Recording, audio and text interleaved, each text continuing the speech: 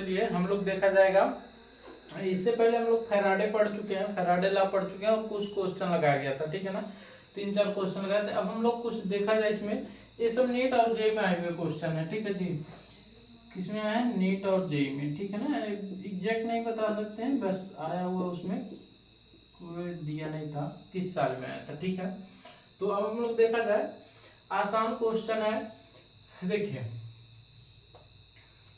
पहला क्वेश्चन है, 19 gram molten Cl2 is electrolysed for some time using inert electrode until 0.119 gram of PSN is deposited at the cathode. No substance is lost during electrolysis. Find the ratio of mass of SnCl2 and SnCl4 after electrolysis. अब देखिए पहले हम लोग को आना चाहिए reaction on SnCl2 का। हम लोग रिएक्शन करेंगे तो SnCl4 और Sn में टूटता है, ठीक है। इसके दो मॉलिक्यूल बैलेंस हो गए, ठीक है ना। 3 का पहली बात जो वेट होता है 119 ग्राम होता है मॉलिक्यूलर वेट, ठीक है ना। इतना हम लोग लिख लिया, ठीक। अब देखिए सबके निकाले जाए पहले मॉलिक्यूलर वेट।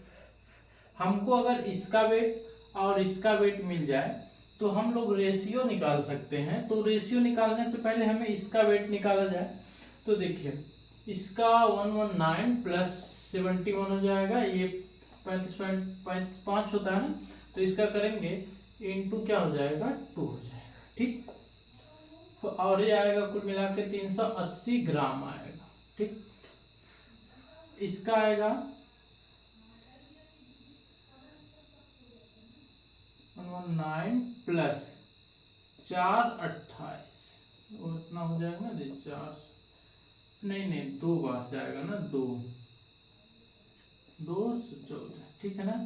11 6 261 ग्राम हो जाएगा, ठीक।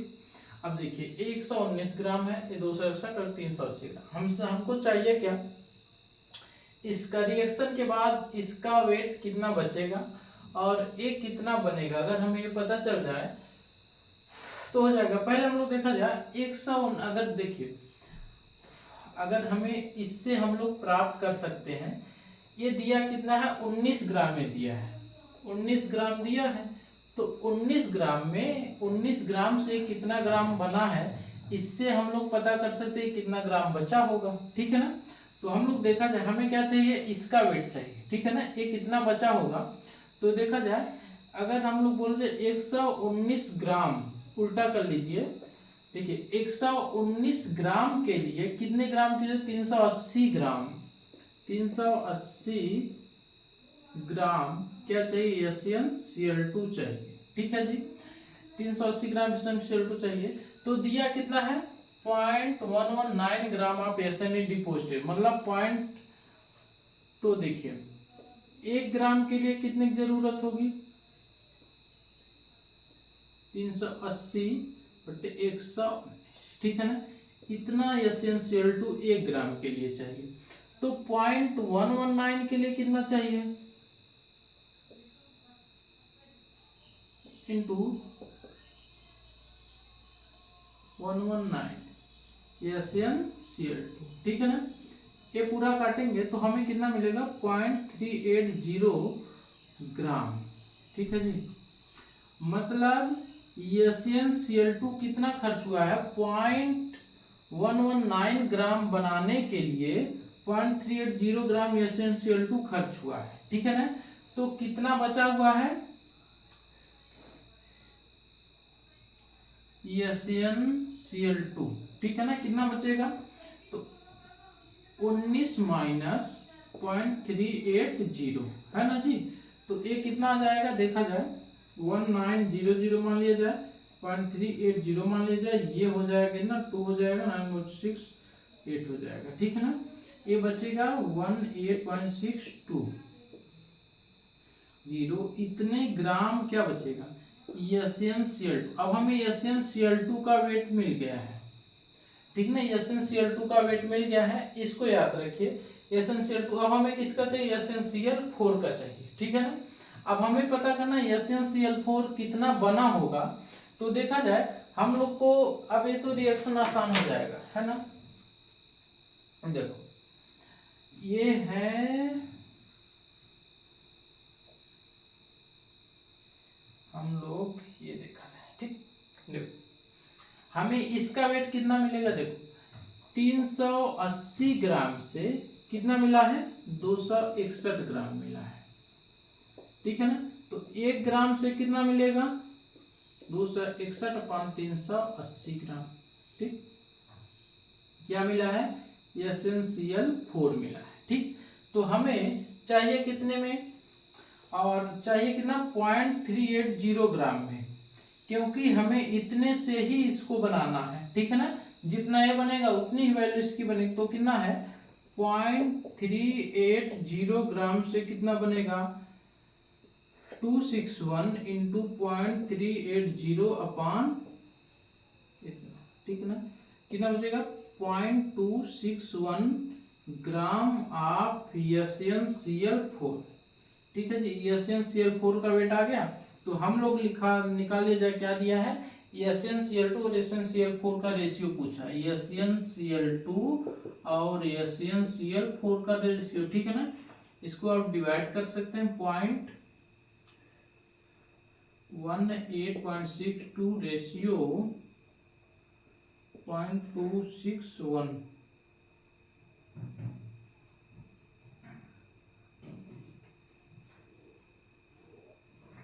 इतना होगा, ठीक है ना। पहला क्वेश्चन ये था, और ये जेई का शायद क्वेश्चन था, जेई का था, ठीक है जी। बोले तो आसान था, कुछ करना नहीं था। अब देखिए दूसरा क्वेश्चन दिया, हम लोग देखा जाए दूसरे क्वेश्चन में,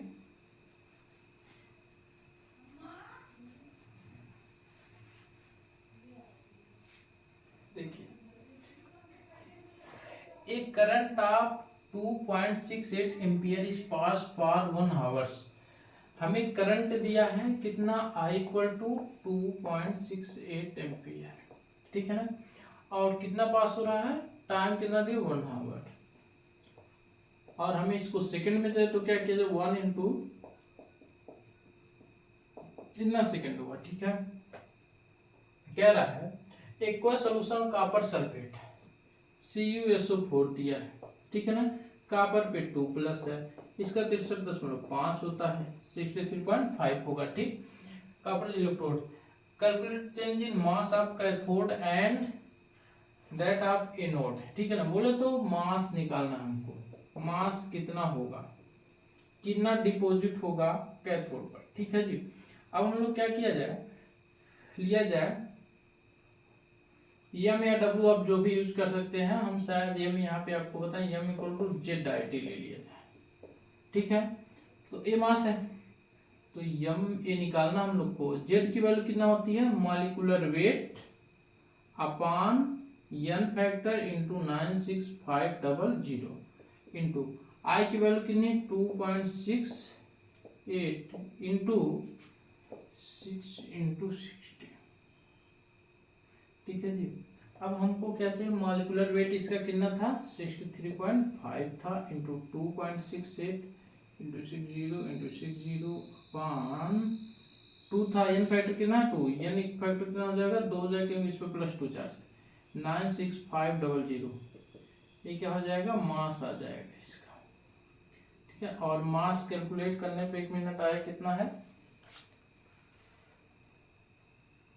मास को 3.174 मास आया ना जी, 3.174 ग्राम आया है, ठीक है। ये दूसरा क्वेश्चन हो गया, ठीक है ना, आसान था।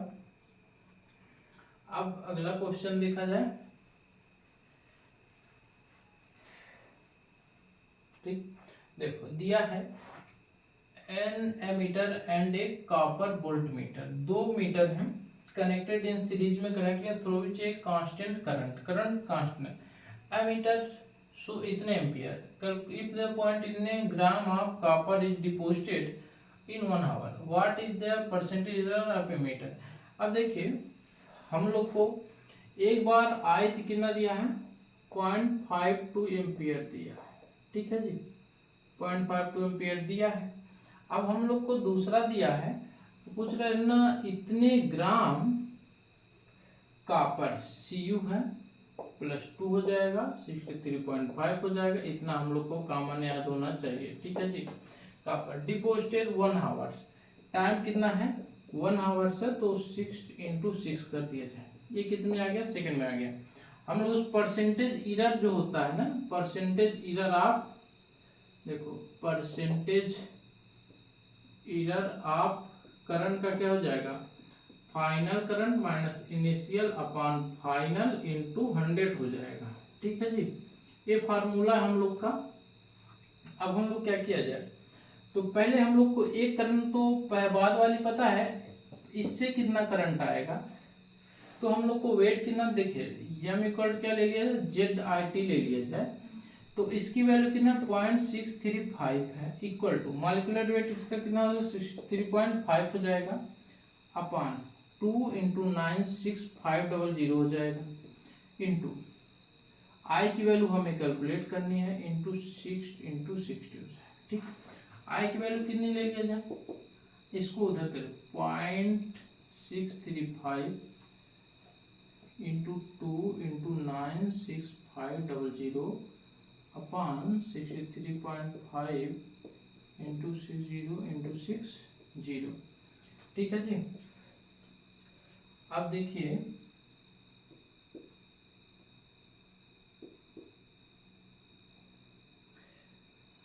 इसके करंट की वैल्यू आ जाएगी हमारे पास, फाइनल करंट इसका दिया गया है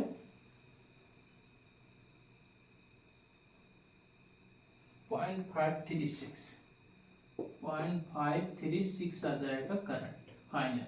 ठीक है जी, पहले कितना था 0.52, इतने का डिफरेंस आया है, तो हमें परसेंटेज एरर निकालना है, तो क्या किया जाए, अब देखिए परसेंटेज एरर इक्वल टू होता है फाइनल करंट इनिशियल करंट, ठीक, अपॉन फाइनल करंट, और इतना हो जाएगा कितना 100 हो जाएगा। ठीक है जी। अब देखिए इसको अपन ले सकते हैं ना, ये दिया गया है कैलकुलेटेड माइनस थ्योरेटिकल ले सकते हैं। ठीक है, तो फिलहाल ये फार्मूला ही हमको याद है, हम बता दे रहे हैं आपको। ठीक है ना, परसेंटेज एरर कितना है इसका 0.536 माइनस 0.52 अपॉन 0.536 इंटू क्या हो जाएगा 100 हो जाएगा। ठीक, परसेंटेज एरर कितना आ जाएगा, इसका आंसर आप कैलकुलेट करेंगे, और हम लिख दे रहे हैं 2.985%, 2.985 इतना परसेंट आ जाएगा। ठीक है ना, ये हम लोग का तीसरा क्वेश्चन हो गया। ठीक है, अब हमें एक और दिया गया है, अगला क्वेश्चन देखा जाए।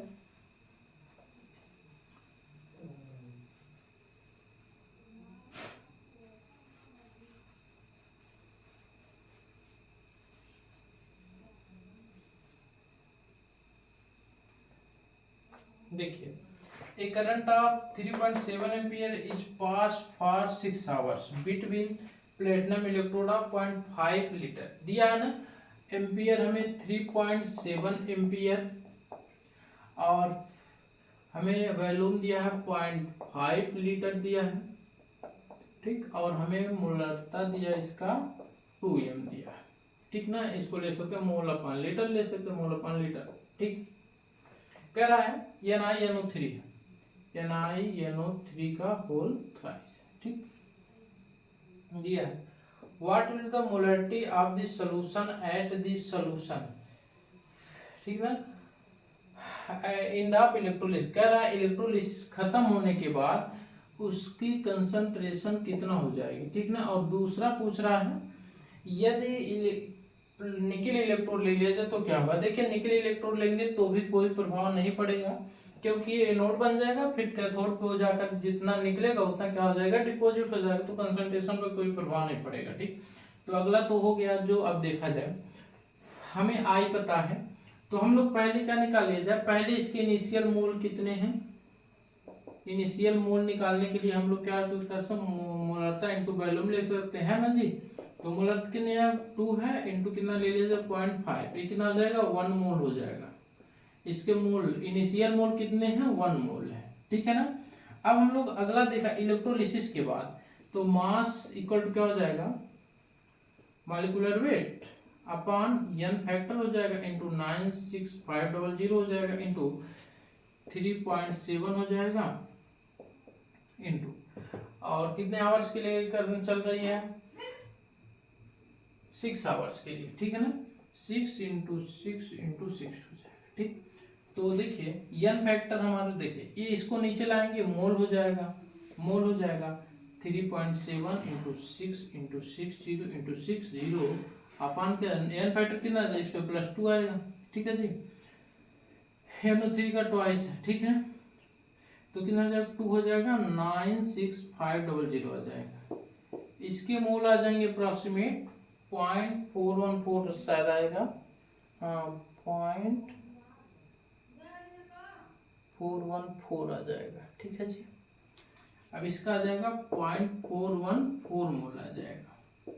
कब, जब इलेक्ट्रोलिसिस किया गया तो इतना आया है, ठीक है जी। तो हमसे पूछ रहा है फाइनल एंड ऑफ इलेक्ट्रोलिसिस खत्म होने के बाद कितना होगा, तो मोल का चेंज इन मोल, मोल कितना आ जाएगा 1 माइनस 0.414, तो 1.414 किया जाएगा 6 हो जाएगा, 9 8 हो जाएगा, 5 हो जाएगा, 0 कितना हो जाएगा 0.586 हो जाएगा मोल, इतने मोल हो जाएंगे, ठीक है ना। मोल हमारे पास, लेकिन वॉल्यूम क्या है, कांस्टेंट है। तो हमें पूछ रहा है ये एंड ऑफ इलेक्ट्रोलिसिस खत्म होने के बाद इतने मोल इसके बचेंगे, Ni के जो मोल बचेंगे कितने बचेंगे, 0.586 मोल बचेंगे। तो हमसे पूछ रहा है मोलरिटी, उसकी मोलरता उसकी कितनी हो जाएगी सोल्यूशन की एंड ऑफ इलेक्ट्रोलिसिस। तो हम लोग एंड ऑफ इलेक्ट्रोलिसिस पे क्या किया जा सकता है, देखिए मोलरता इक्वल टू क्या होता है, मोल अपान वॉल्यूम होता है। तो हमें ए वाली वैल्यू क्या है, दी गई है ना मोल, और वॉल्यूम हमको निकालना है। तो क्या किया जाए, 0.586 अपान वॉल्यूम कितना है 0.5 लीटर है, ठीक है ना। ये जितना ये आ जाएगा कितना, फाइनल कंसंट्रेशन आ जाएगा हम लोग का, ठीक है ना, एंड ऑफ इलेक्ट्रोलिसिस पे। और क्वेश्चन बचा है इसका एक्यूरेट आंसर,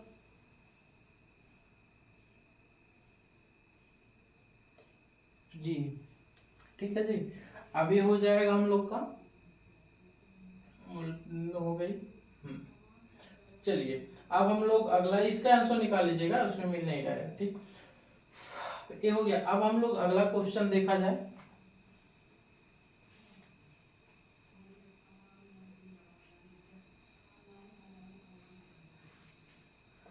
देखो अगला क्वेश्चन दिया है, एक करंट ऑफ 1.7 में pass through the 300 ml of इतना वॉल्यूम दिया है ना इसका 300 ml, और कंसंट्रेशन दिया है 0.160 m दिया है, ठीक। और हम लोगों से पूछा है एम्पियर, उसका आई कितना 1.70 एम्पियर है। पूछ रहा ZnSO4 है, ZnSO4 है, ठीक है ना, और 230 सेकेंड के लिए चलाया गया है। तो पूछ रहा हमसे current efficiency 90% for molarity of solution, हमसे पूछ रहा है मोलरिटी ऑफ सॉल्यूशन पूछ रहा है 90, करंट एफिशिएंसी कितनी 90%, ठीक है जी। तो हम लोग पहले क्या किया जाए, पहले इसके मोल्स निकाल लिए जाए, मोल्स निकाल लिए जाएंगे तो देखा जाए मास इक्वल क्या ZIT हो जाएगा, है ना जी। और इसके क्या हो जाएंगे मॉलिक्यूलर वेट अपन क्या n फैक्टर हो जाएगा इंटू 96500 हो जाएगा इंटू I/T हो जाएगा, ठीक। अब देखिए इससे हम लोग का फायदा क्या, अगर हमारे पास मोल निकल गया, ठीक है जी, तो हमारा जो वॉल्यूम है ये कांस्टेंट है, वॉल्यूम क्या है कांस्टेंट, चेंज नहीं हो रहा। वॉल्यूम से अगर इसका मल्टीप्लाई कर देंगे मोल का तो हमें क्या मिल जाएगा, कंसंट्रेशन मिल जाएगा। बोले तो मोल क्या था, मोल अपान क्या हो जाएगा वॉल्यूम हो जाएगा। इससे हम लोग क्या निकाल सकते हैं, मोलरता निकालेंगे, ठीक। और हम लोगों से पूछा फाइनल क्या हो जाएगा, पहले इतना था माइनस इतना, फाइनल जो आएगा वो चेंज हो जाएगा, ठीक। अब देखिए हम लोग इधर मोल ले लिया जाए, मोल, ठीक। आई की वैल्यू कितनी है 1.70 इंटू और की एफिशिएंसी कितनी 90 है, अपॉन कितना हो जाएगा 100 हो जाएगा, और इसका कितना 100, इसका 2 है, n फैक्टर 2 है, और किन 96 500 हो जाएगा, ठीक है ना। और t की वैल्यू कितनी हो जाएगी इंटू 230 से। इसके मोल कितने आ जाएंगे, हम लोग इसको काटते हैं 2 जीरो से, और इसके मोल आ जाएंगे, देख में यार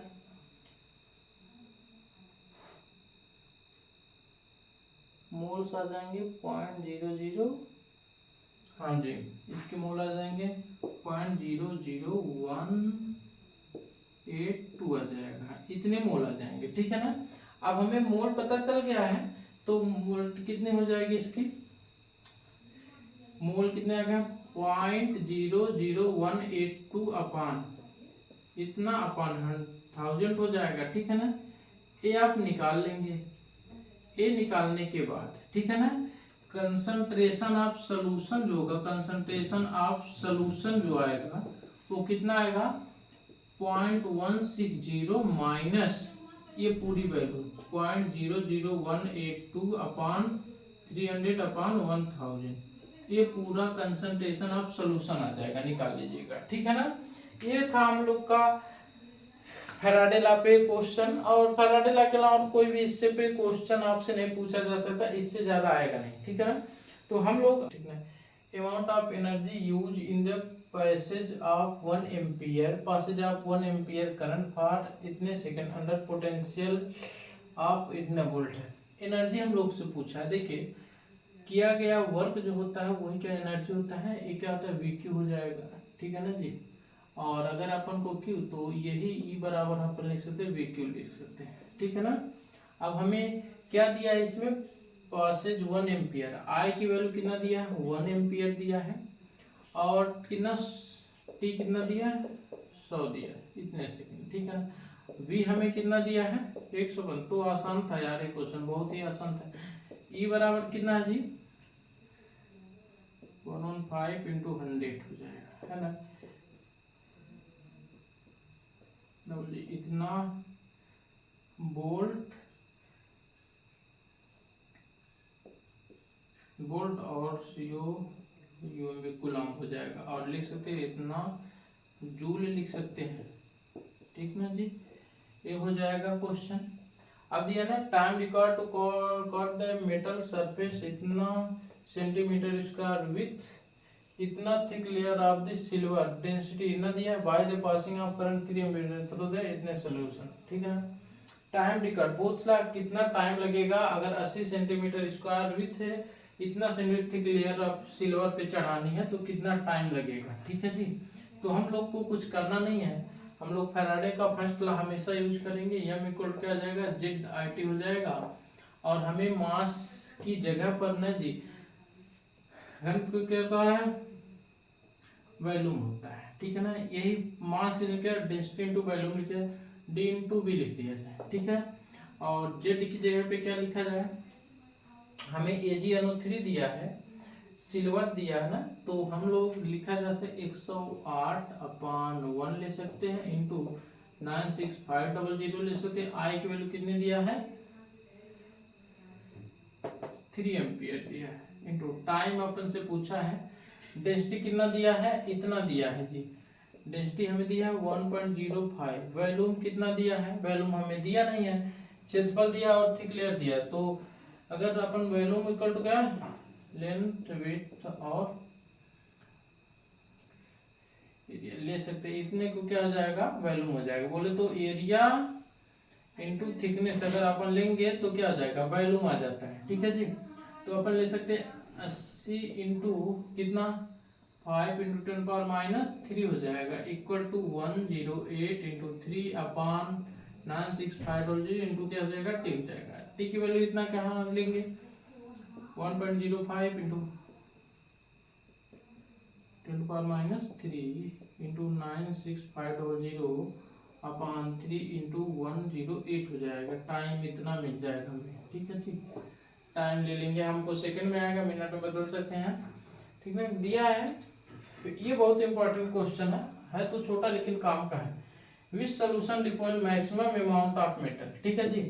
अब देखिए मैक्सिमम अमाउंट ऑफ मेटल देखने के लिए हमें सबसे पहले जरूरत है इक्विवेलेंट वेट, डायरेक्टली फॉर्म क्या होगा मास हो जाए, या मास डायरेक्टली क्या हो जाएगा इक्विवेलेंट वेट। तो सबका इक्विवेलेंट वेट निकाल लिया जाए, जिसका इक्विवेलेंट वेट ज्यादा होगा उसका मास क्या हो जाएगा ज्यादा हो जाएगा। देखिए इसका एन फैक्टर कितना हो जाएगा 4 हो जाएगा, इसका एन फैक्टर कितना है 1 है, और इसका 108 है, ठीक है जी, और इसका एन फैक्टर 3 है, एन फैक्टर इसका कितना 2 है, ठीक है ना। अब देखिए अगर आप निकालेंगे एन फैक्टर सबसे कम इसी का आएगा और सबसे ज्यादा एन फैक्टर इसका 1 है, तो इक्विवेलेंट वेट सबसे ज्यादा आएगा, इक्विवेलेंट वेट सबसे ज्यादा आएगा तो मैक्सिमम अमाउंट ऑफ डिपॉजिट होगा, ठीक है ना।